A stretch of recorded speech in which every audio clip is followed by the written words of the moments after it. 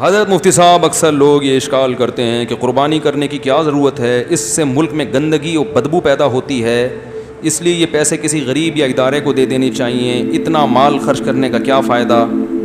جواب تفصیل سے پیش کریں۔ اور بھی بہت سارے اعمال ہیں جن سے گندگی پھیلتی ہے، سمجھ رہے ہیں؟ گھر کی جب آپ صفائی کرتے ہیں، کچرا باہر نکالتے ہیں تو گندگی پھیلتی ہے کہ نہیں پھیلتی؟ کیا ہوتا ہے کہ نہیں ہوتا؟ گھر سے جب آپ صفائی کرتے ہیں، جب آپ نہاتے ہیں تو آپ کی گندگی اترتی ہے نا، تو اس کو آپ نے ایک ٹھکانے لگانے کا پہلے سے انتظام کیا ہوا ہوتا ہے۔ واش روم میں بھی یہی کچھ ہو رہا ہوتا ہے، اور کچرا کنڈیوں میں جو گندگی پھیلتی ہے، تو گندگی پھیلانے کے سینکڑوں طریقے ہیں جو بہت ضروری بھی ہیں، تو وہ تو پھیلے گی۔ اصل یہ ہوتا ہے کہ اس گندگی کو ٹھکانے لگانے کا پہلے سے کوئی انتظام ہو۔ تو قربانی سے بھی گندگی پھیلتی ہے، تو اس کو پہلے سے ٹھکانے لگانے کا انتظام ہوگا تو انشاءاللہ گندگی نہیں پھیلے گی۔ تو یہ قربانی سے نہیں گندگی پھیل رہی، مسئلہ سارا اس سے ہو رہا ہے کہ وہیں اوجڑی پھینک دی، وہیں اس کے سری پھینک دی، اس میں کیڑے لگ گئے، اور وہ وہیں گلی میں خون بہا دیا جانور کا، وہ خون پڑا رہتا ہے، اس میں بدبو پیدا ہو جاتی ہے۔ تو جو بھی قربانی کرے بھائی، اس کا بہت زیادہ اہتمام کریں۔ دیکھو رسول اللہ صلی اللہ علیہ وسلم نے فرمایا، ایمان کا سب سے آخری درجہ یہ ہے کہ راستے سے تکلیف دہ چیز کو ہٹا دے، یعنی اتنا بھی اگر کوئی نہیں کرتا تو وہ ایمان دار کہلانے کا مستحق نہیں ہے۔ یہ ہے پڑی ہوئی تکلیف دہ چیزوں اس کو ہٹا دے۔ اگر کوئی تکلیف دہ چیز پھینکے تو وہ کتنا بڑا بے ایمان ہوگا، آپ اندازہ لگاؤ۔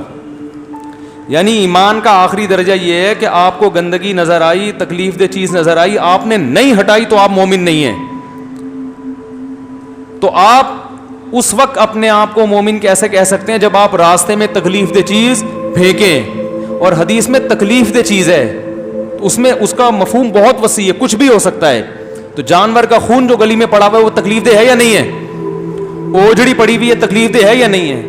پائے جگہ جگہ پھر رہے ہیں، اس کے سری پڑی ہوئی ہے، تو یہ تکلیف دہ ہے یا نہیں ہے؟ تو اس لیے قربانی کا ثواب اپنا ضائع مت کریں لوگوں کو تکلیف پہنچا کے۔ اتنا قربانی میں ثواب نہیں ملے گا جتنا تکلیف پہنچانے کا گناہ ملے گا۔ تو اس لیے جو بھی قربانی کر رہا ہے وہ اپنی ذمہ داری پر قربانی کی آلائشوں کو ٹھکانے لگانے کا اہتمام پہلے سے کرے۔ اس وقت کھڑے ہو کر مت سوچیں کہ ابھی اوجڑی کہاں پھینکوں میں۔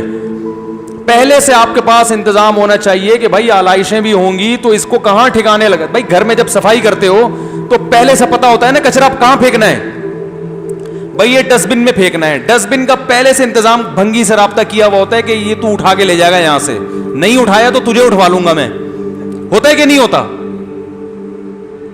یا یہ اس وقت انتظام کرتے ہیں گھر کی صفائی کر دی، اب شاپر لے کے گھوم رہے ہیں کہاں پھینکوں میں اس کو۔ تو وہاں میں نے قربانی میں یہ دیکھا ہے، اوجڑی لے کے گھوم رہے ہوتے ہیں، کس کے گھر کے سامنے رکھوں میں اس کو؟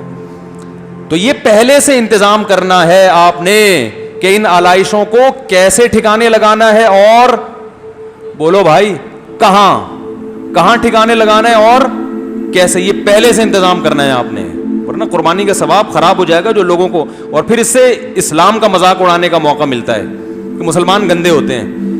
ہر قوم کے تہوار میں جب بھی کوئی تہوار آتا ہے تو خوشبوئیں آ رہی ہوتی ہیں نا۔ ارے بھائی عیسائی پورے سال نہ نہائیں لیکن کرسمس پہ پورا خوشبوؤں کے بالٹیاں الٹ دیتے ہیں اپنے اوپر، ایسا ہی ہوتا ہے نا۔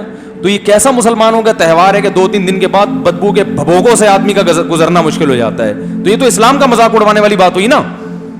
تو اس سے تو ثواب کے بجائے عذاب ہوگا، اس لیے اس کا اہتمام کیا کریں۔